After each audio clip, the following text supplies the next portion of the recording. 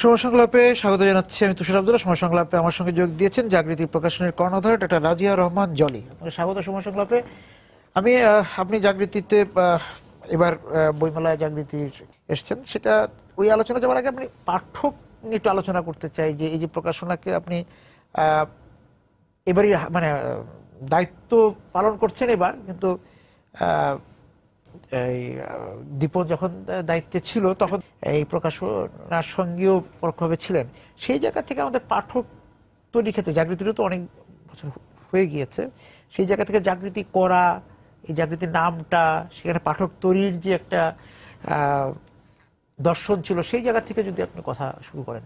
নিশ্চয়ই ও একটা ভালো আদর্শ নিয়ে জাগৃতি প্রতিষ্ঠা করেছিল এবং দর্শনটা ওখানেই ছিল যে যতই প্রযুক্তির উন্নতি ঘটুক না কেন, বই বইয়ের জায়গাতেই থাকবে।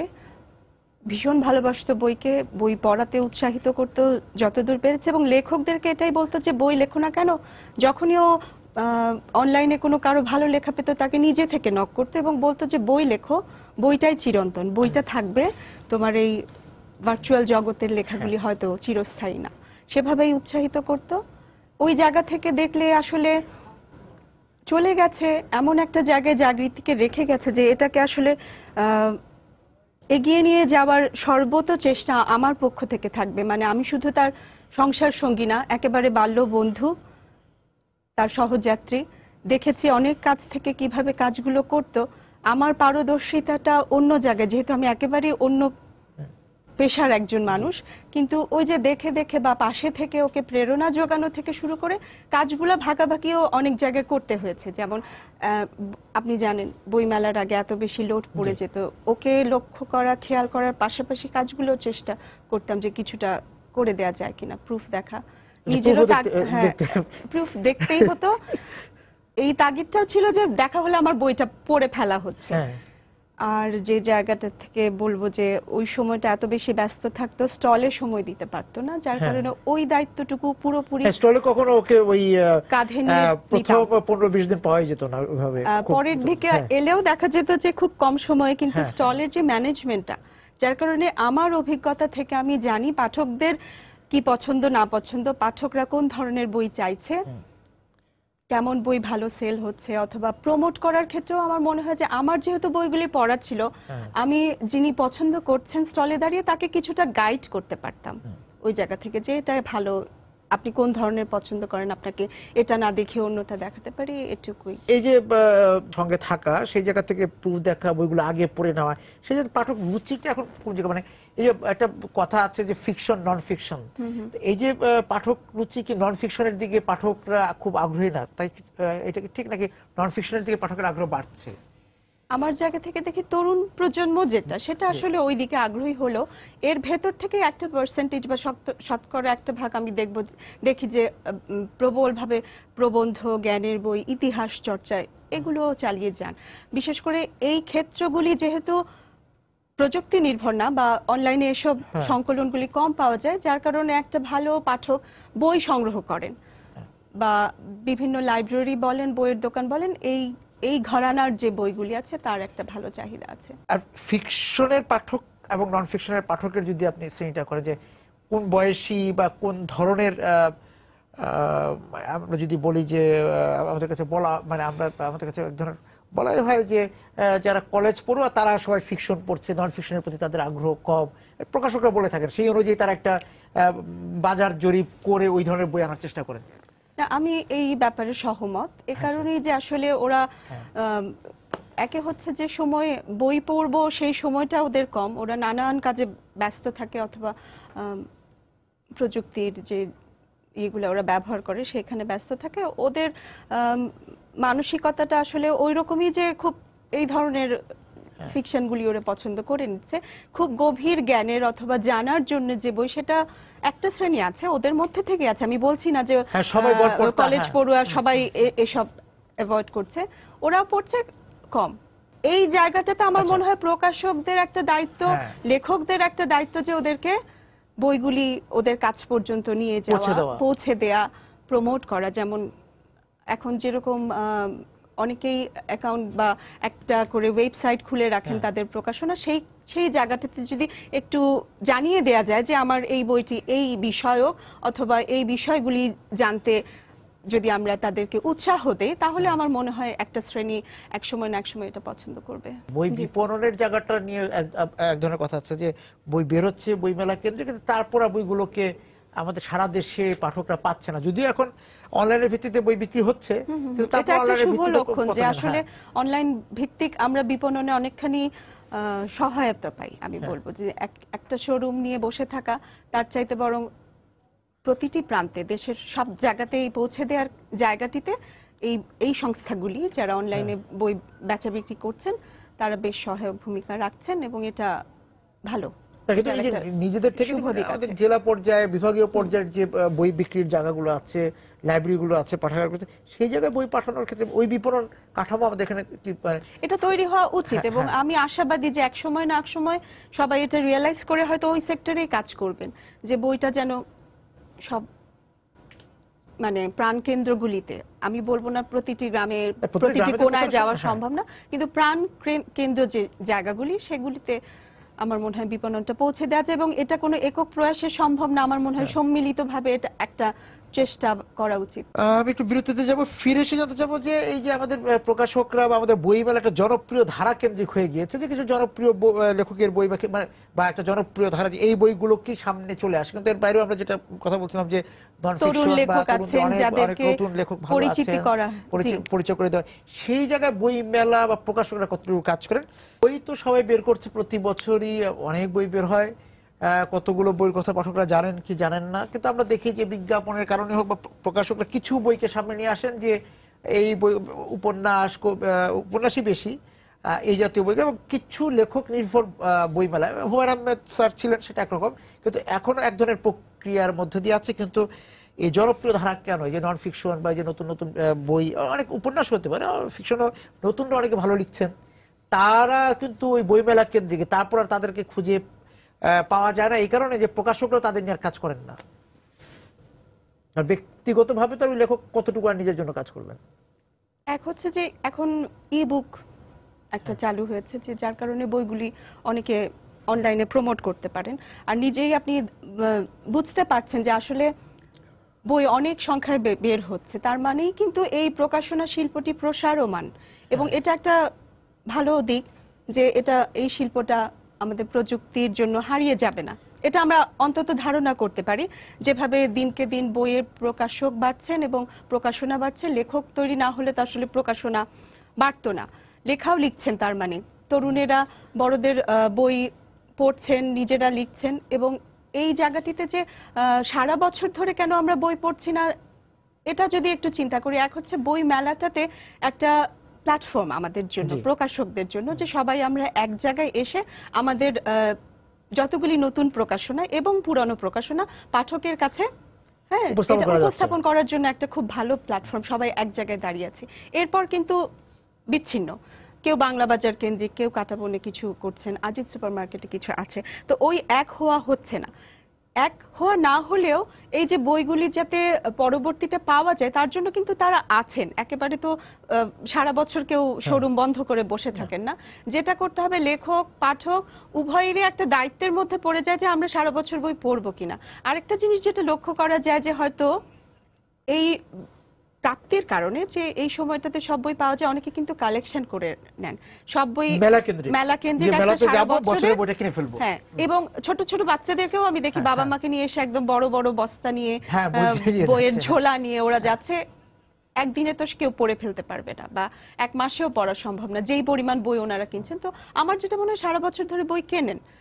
আর ওই যে বললেন যে অনলাইন যে সংস্থাগুলি ওরা বেচে বিক্রি করে, তাদের পারফরমেন্সও যদি আমি একটু যাচাই করি তাহলেও বুঝি যে ওনারা কিন্তু সারা বছর বইটা সাপ্লাই করেন। হ্যাঁ করেন, কিন্তু তাদের যে বিজ্ঞাপনগুলো হয় সেখানেও তারা কিছু লেখকের সামনে রেখেই সে বিজ্ঞাপনটা করেন, সেটা তাদের বাণিজ্যিক একটা উদ্দেশ্য থাকতে পারে, কিন্তু সার্বিকভাবে প্রকাশকদেরও দায়িত্ব হচ্ছে তাদের সব বইকে সমানভাবে প্রমোট করার কারণে, যে নন ফিকশন বা নতুন যে লেখকদের বই তারা বের করছেন সেগুলোকে সামনে নিয়ে আসা। একটা বিষয় ভালো যে অনেক নতুন প্রকাশক আসছে, অনেক তরুণ প্রকাশক আসছে, সেটা কিন্তু অনেক ইতিবাচক, যে অবশ্যই ইতিবাচক। এবং জাগৃতির জায়গা থেকে যদি আপনি দেখেন, আপনি হ্যাঁ। নিজেও জাগৃতি হ্যাঁ, থেকে বই বের জি, করেছেন, জি। আপনি জানেন যে আপনি যে প্রশ্নটা আমাকে করলেন যে হ্যাঁ। একেবারে আমরা রীতি বিরুদ্ধ জায়গা থেকে না, আমি বলবো যে আমাদের প্রকাশনী থেকে অনেক খ্যাতিমান লেখকের বই হ্যাঁ। এসেছে, কিন্তু ফয়সাল আরিফিন দীপনের যেটা একেবারে খুব ভালো একটা দিক ছিল যে অনেক নতুন রাইটারকে খুঁজে খুঁজে নিয়ে আসা। আসা, শুধু তা না, পাণ্ডুলিপি নিয়ে যারা দাঁড়ে দাঁড়ে ঘুরছে ওনারাও যখন এসছেন ও সেটাকে গ্রহণ করছে লাভ লোকসানের ব্যাপারটা না দেখে। হ্যাঁ, হ্যাঁ। আবার নিজে নিজে খুঁজে খুঁজে যার লেখাটা ভালো লেগেছে তাকে ফোন করে, প্রবাসী প্রবাসী যারা আছেন। যারা লেখেন তাদেরকেও নক করে করে পাণ্ডুলিপি কিন্তু কালেকশন করতো। এভাবেই আসলে ভালো লেখককে আমরা খুঁজে দেখছি যে নিতে এখন হয়। অনেক নতুনরা এটা কিন্তু নতুন প্রজন্মকেই করতে হবে। আমি যদি প্রকাশনায় যাই আমাকে ওই টার্গেট নিয়ে যেতে হবে যে আমি শুধু এক শ্রেণীর লেখা হ্যাঁ। প্রকাশ করব না, আমাকে খুঁজে নিতে হবে নতুন লেখককে। বেশ কয়েকজন নতুন প্রকাশক এসেছেন, তারা তরুণদের নিয়ে বেশি কাজ করছেন, এবং ওই ঘরানাটা একটু ভেঙে যাচ্ছে যে কিছু লেখক হ্যাঁ, যেটা আমার এত বছরের অভিজ্ঞতা থেকে দেখি, যেটা যে এই পেশায় লোকে আসতে চায় না, কিন্তু খুব ইদানিং লক্ষ্য করছে অনেকেই আগ্রহী হয়ে উঠছেন। আমি যেটা বলবো, এটা পেশা হিসেবে লাভ লোকসানটুকু চিন্তা না করে একটা জাতিগত উৎকর্ষ সাধনের জন্য যদি আমরা বইটাকে ধরি, সামাজিক একটা দায়িত্ব থাকে, জীবন বোধ থাকে, আদর্শ থাকে, সেই জায়গায় দাঁড়িয়ে থেকে কেউ যদি একটুখানি রিয়ালাইজ করে যে আমি ব্যবসায়িক দিকটা না দেখে, অনেক ক্ষেত্রেই এটা দেখা সম্ভব হয় না জীবন এবং জীবিকার তাগিদে, তারপরও কেউ কেউ পারবেন যে আমি এইটুকু সময় আমি প্রকাশনা শিল্পে দেব, তাহলে আমার মনে হয় যে বই আসলে চেতনার বিপ্লবে বইয়ের কোনো বিকল্প নেই, তাই না? বই উন্নত জাগৃতির যেরকম লোগোতে থাকতো উন্নত জীবনের জন্য বই। আমরা কেউ কি উন্নতি থেকে হতে চাই, পিছু হটতে চাই না। আমরা প্রতিনিয়ত আমরা চাই জীবনটাকে উন্নতি করতে, এবং বইয়ের কোনো আসলে বিকল্প নেই। সেটা একদম এই আদর্শ থেকে সরে আসা কখনোই যাবে না। নতুন প্রজন্ম, পুরনো প্রজন্ম যুথবদ্ধ হয়ে কাজ করুক, নতুন প্রকাশক তৈরি হতে তাদেরকেও তো উৎসাহ দিতে হবে। মানে প্রকাশনা অনেকের আছে যে পারিবারিকভাবে ওনারা এই পেশাটাতে ব্যবসায় এসেছেন, কিন্তু ওই জায়গাতে আমরা অনেক বেশি, আমি ঢাকা ইউনিভার্সিটির চিকিৎসক হিসেবে কাজ করি, আমি খুব টকবগে তরুণদেরকে সবসময় দেখি, ওদেরকে নিয়ে কাজ করি। ওদের মধ্যে এই বোধটা যদি তৈরি করে দেয়া যায় যে এটাও একটা শিল্প, এখানেও কাজ করার যথেষ্ট সুযোগ আছে। প্রযুক্তি উন্নতি হওয়ার কারণে হয়েছে কি যে বইটাকে অনেকভাবে শিল্পিতভাবে চর্চা করা যায়, বইয়ের প্রকাশনাটাকে। তো এটা একটা বড় জায়গা না, ক্রিয়েটিভ জায়গা, অবশ্যই এটা একটা সৃষ্টিশীল জায়গা, এবং এই প্রজন্ম আন্দোলনেরও জায়গা।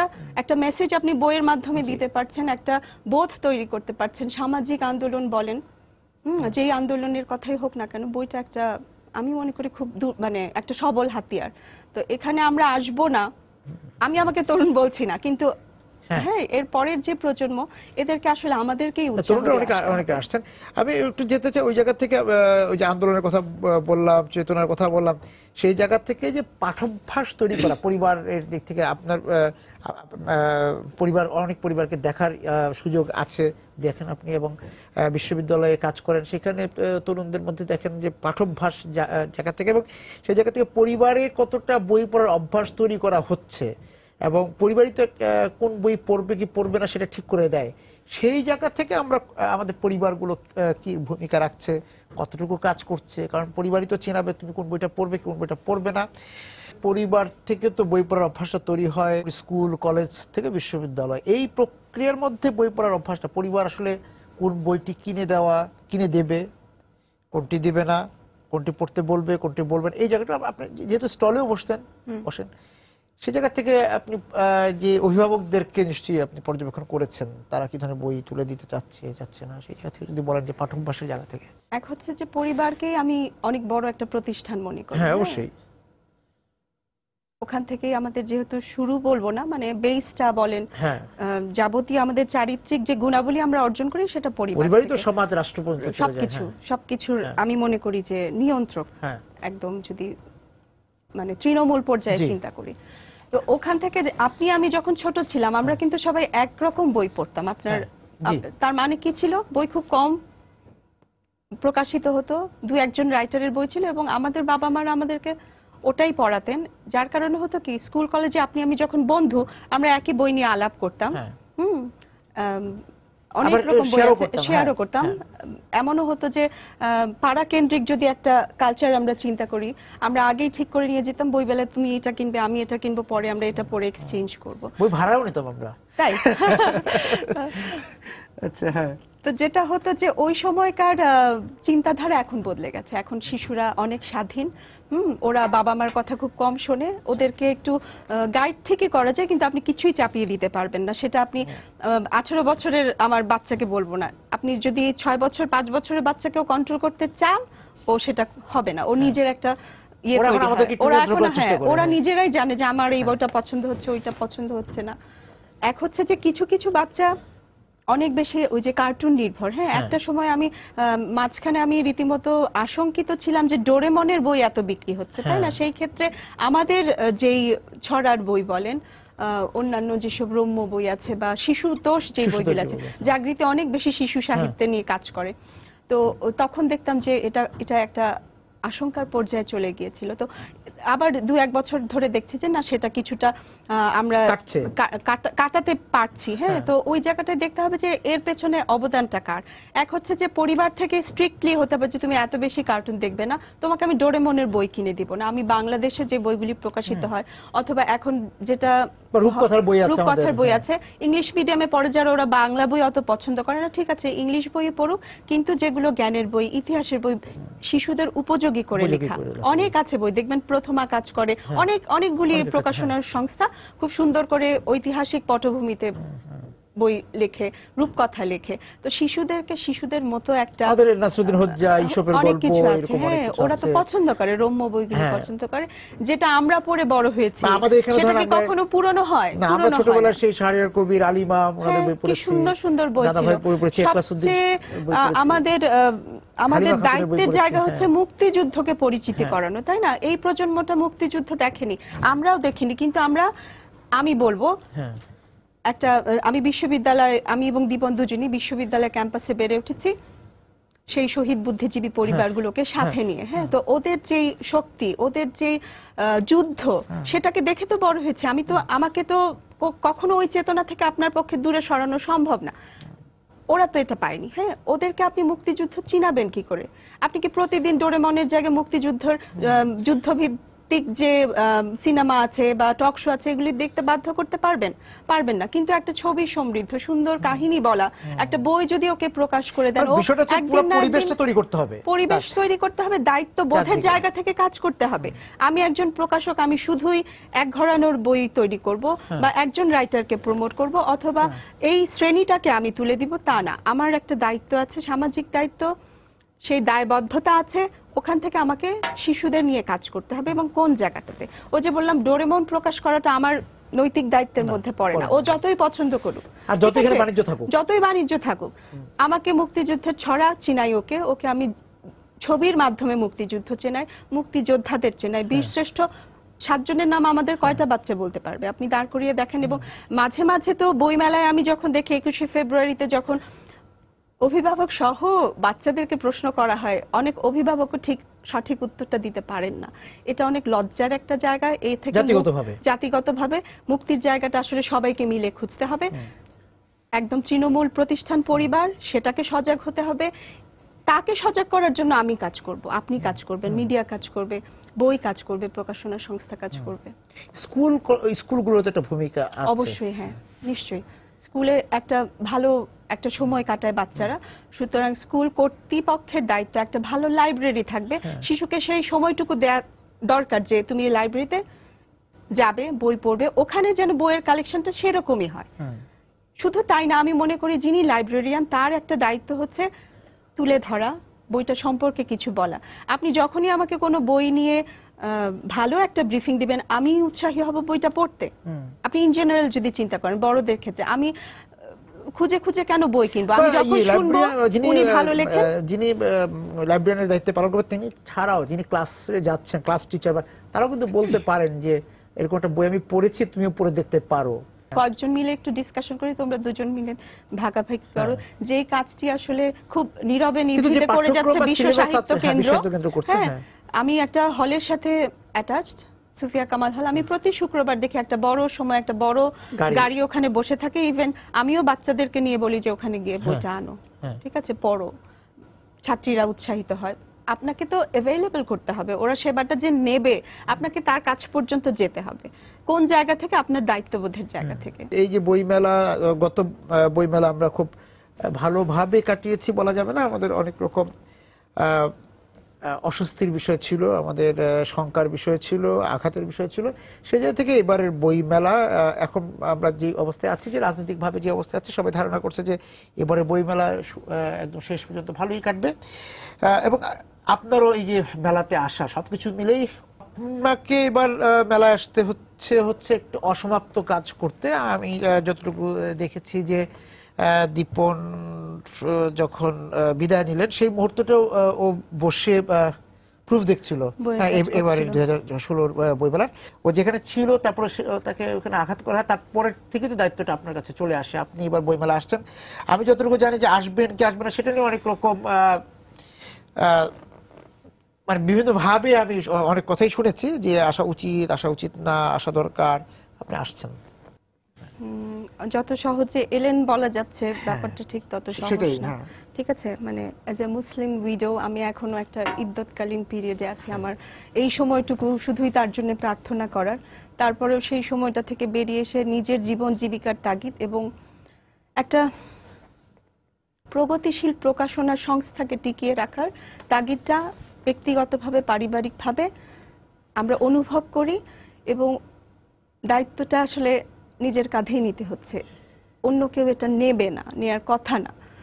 তো সেখান থেকে আসলে শোক কাটিয়ে ওঠা সম্ভব না, তারপরেও শোককে শক্তিতে পরিণত করার একটা চেষ্টা আছে। এটা এই জায়গা থেকে যে পারিবারিক মানে আদর্শগত জায়গা তো আছেই, তারপরেও জাতিগত একটা দায়িত্ব থেকে যে এত ভালো একটা প্রকাশনার সংস্থা আমি যদি হাল না ধরি কিছুই হবে না। তারপরেও আমার মনে হয়েছে যে একটা মানুষ তার জীবনের সমস্ত স্বপ্নযাত্রা এই জাগৃতিকে কেন্দ্র করে একটু একটু করে এগিয়েছে, একেবারে এককভাবে। ও যখন শুরু করেছিল ও তখন একেবারেই যুবক, মানে সদ্য ইউনিভার্সিটিতে ঢোকা একটা যুবক। ওই বয়সে একটা জিনিস এত বড় করে চিন্তা করাটাই তো সাধারণ কোনো মানুষের কথা না। সেই জায়গা থেকে ও কিন্তু প্রচার বিমুখ। আমি কখনোই ওকে দেখিনি এটা নিয়ে খুব গর্ব করতে, এটা নিয়ে খুব বেশি কথা বলতে। ওর জায়গাটা থেকে ও নিজে বুঝেছে যে কোন জায়গাটায় ওর কাজ, ও সেইভাবে এগিয়েছে। যে জায়গাটাতে রেখে গিয়েছিল সেটা কিন্তু অনেক বড় একটা জায়গা। হ্যাঁ, ওর টার্গেট ছিল এবার 100টা বই বের করার। আমি মানে এই অবস্থা থেকে দাঁড়াতে দাঁড়াতে আমার একটা সময় চলে গেছে। অনেকেই জানেন ঠিক পরদিনই আমার ছেলের জেএসসি পরীক্ষা ছিল। হ্যাঁ, তো ঘটনা যেদিন ঘটেছে পরের দিন আমার ছেলের পরীক্ষা, আমি যদি শক্ত না হতাম আমার ছেলেটা পরীক্ষা দিতে পারতো না। এটা নিয়ে অনেকে অনেক কথা বলেছে। আমার জায়গা থেকে আমি যেটা বুঝি যে ও যে এই মানসিক শক্তি নিয়ে পরীক্ষা দিয়েছে, ওর শক্তিতে বলিয়ান হয়ে আমাদের পরিবারটিকেও সেভাবেই আগাতে হবে। এবং বাবার স্বপ্ন বলেন, জাতিগতভাবে যদি একটা জাতির জন্য দীপন কতটা ইতিবাচক এটা জাতি যদি রিয়ালাইজ না করে, আমার উচিত সেটাকে প্রমোট করা অথবা তাকে পরিচিতি করানো। ও অনেক সুন্দর করে কাজগুলি করতো, নিজে একাই অনেক দক্ষতার সাথে কাজগুলো করতো, নির্ভুল কাজ করতো। জাগৃতির বই যিনি হাতে নেবেন উনি পাঠক হিসেবে একটা প্রশান্তি লাভ করতে বাধ্য যে বইটা মানে মোটামুটি বলবো অনেকখানি নির্ভুল, পরিশীলিত, প্রচ্ছদগুলি সুন্দর হতো, বানান ভুল করতো না, নিজেই করতে, অসম্ভব কাজ করতো রাতের পর রাত। আমি পাশে থেকে দেখেছি যে কতটা মানুষের ডেডিকেশন থাকলে এভাবে কাজ করা সম্ভব। তো ওই জায়গা থেকে আসলে জাগৃতি বন্ধ করে দেবার তো প্রশ্নই আসে না। এক হচ্ছে যে যদি এমনও হয় যে গোটা পরিবারকে হত্যা করা হবে, আমি এটুকু বিশ্বাস রাখি এই প্রজন্মের কেউ না কেউ ওই জায়গা থেকে এই দায়িত্বটুকু নেবে। জাগৃতিকে যারা চেনেন জানেন, দীপনকে যারা চেনেন জানেন, আদর্শে যারা বিশ্বাসী তারা হয়তো এই প্রতিষ্ঠানটিকে এগিয়ে নেবেন। এবং এইবারের বইমেলা যে বলা হচ্ছে, গতবার যে আমি বললাম অনেক অস্বস্তিকর ছিল, রাজনৈতিক অস্থিরতার মধ্যে ছিল, আমরা যারা স্টলে ছিলাম আমরা ভয় ভীতির মধ্যে কাটিয়েছি। যে ঘটনাটা একদম শেষ দিন ঘটেছে সেটাও খুব আমি বলবো ভয়াবহ একটা আমাদের স্মৃতি। দীপনের বন্ধু ছিল অভিজিৎ। আর দীপন হত্যাকাণ্ডটা আসলে এটাকে যত দিক থেকে যেভাবেই এটাকে এক্সপ্লেইন করা হোক না কেন, আমি আসলে ওই জায়গাতে নাই যে এটাকে আমি এখন ব্যাখ্যায় যাব অথবা এটার কি বলবো, এটাকে নিয়ে লড়াই করব। আমি যা হারিয়েছি সেটা আমার জায়গা থেকে না, মানে আমার জায়গায় কেউ না দাঁড়ালে বোঝা সম্ভব না, ঠিক আছে? আমি শুধু ওখানেই ফাইট করে যাচ্ছি যে ওর স্বপ্নযাত্রার সঙ্গী ছিলাম আমি, স্বপ্নযাত্রাটা যেন এগিয়ে যায়। ও কোনো ব্লগার ছিল না, হ্যাঁ, তারপর এই ধরনের মানে অ্যাক্টিভিস্ট ছিল না। আমি বলবো একটা পেশাগত কারণে বিভিন্ন রকম প্রকাশনায় যেতে হয়। আমাদের অনেক ভালো ভালো বই আছে, সেখানে ধর্মীয় বই আছে, প্রবন্ধের বই আছে, রহস্য উপন্যাস আছে, শিশু সাহিত্য আছে। কোনো কিছু বিচার্য না এই একটা বইয়ের জন্য এত প্রগতিশীল, এত সৃজনশীল একজন প্রকাশককে জীবন দিতে হবে, আমি কোনোভাবেই মেলাতে পারি না। হ্যাঁ, এবং সেই জায়গা থেকেই আমাদের এবার যে বইমেলা, সেখানে আমরা দেখছি যে প্রকাশকরা বলছেন, লেখকরা বলছেন এবার মেলা কিরকম কাটবে, কিন্তু তারপরেও কিন্তু আমরা মনে করি যে এবার বইমেলা নিশ্চয়ই একটা জাতিগত হুমকি, তাই না? এভাবে যদি প্রকাশককেও তার জীবনটা দিয়ে দিতে হয়, সেক্ষেত্রে তো ভয়ের কারণ আছে।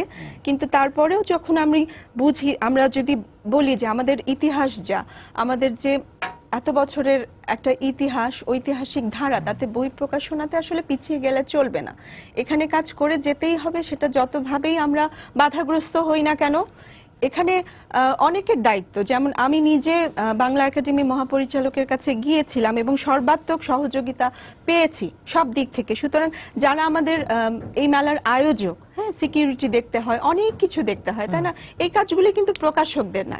এই নীতি নির্ধারণের জায়গায় যারা দাঁড়িয়েছেন, একদম সর্বোচ্চ মন্ত্রণালয় পর্যন্তই আমি তাদের কাছে কৃতজ্ঞ।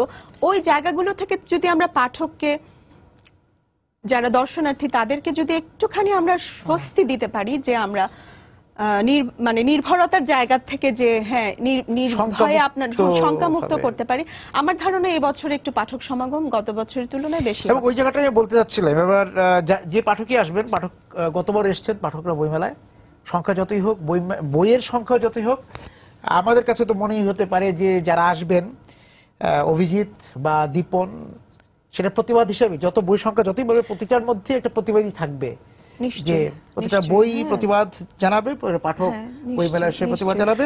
আমি এই অনুষ্ঠানের মাধ্যমে, মানে আপনার মাধ্যমে আমি আসলে এই মেসেজটাও দিতে চাই যে জাগৃতির পাশে দাঁড়ালেই সেটা প্রতিবাদ। আমি বইমেলা যাওয়াটাও প্রতিবাদ, আমাদের রাস্তায় দাঁড়িয়ে প্রতিবাদ করা, আমরা হুজুকে জাতি তো আমরা 7 দিন করে থেমে গেছি, ঠিক আছে, কিন্তু একটুখানি জাগৃতির পাশে যদি কেউ দাঁড়াক সেটাই প্রতিবাদ। জাগৃতির পাশে, বইয়ের পাশে, সামগ্রিকভাবে বই মেলার পাশে। হ্যাঁ, বই মেলা এতদিন ধরে চলে এসছে, এটা কি আমাদের একটা ঐতিহ্যগত দিক না? বাংলা একাডেমি প্রতি বছর বই মেলা আয়োজন করছে, এটাকে আপনি কেন থামিয়ে দেবেন? কোন জায়গা থেকে থামিয়ে দেবেন? সেই জায়গা থেকে জাগৃতির জাগরণ অব্যাহত থাকবে নিরন্তর, সেই প্রত্যাশা থাকলো। আপনিও সেই মশাল নিয়ে এগিয়ে যান। সেই এই 100টা বই সম্ভব না, আমরা এবার মাত্র 15টা বই নিয়ে দাঁড়াচ্ছি, কিন্তু নিশ্চয়ই আগামীতে জাগৃতি ভালো ভালো বই প্রকাশ করবে। আসলে ভালো বই যদি প্রকাশ না হয়, ভালো পাঠক তৈরি হবে না, ভালো লেখক তৈরি হবে না। আপনার প্রতি মানে অভিনন্দন এবং শুভকামনা থাকলো। আজকে আমাদের সঙ্গে যোগ দেওয়ার জন্য আপনাকে অনেক ধন্যবাদ। দর্শক যারা ছিলেন আজকে আমাদের সঙ্গে এই আলোচনায়, আপনাদেরকে ধন্যবাদ জানিয়ে শেষ করছি আজকের সময় সংলাপ। দেখা হবে আগামী দিন। সবাই সুন্দর থাকুন।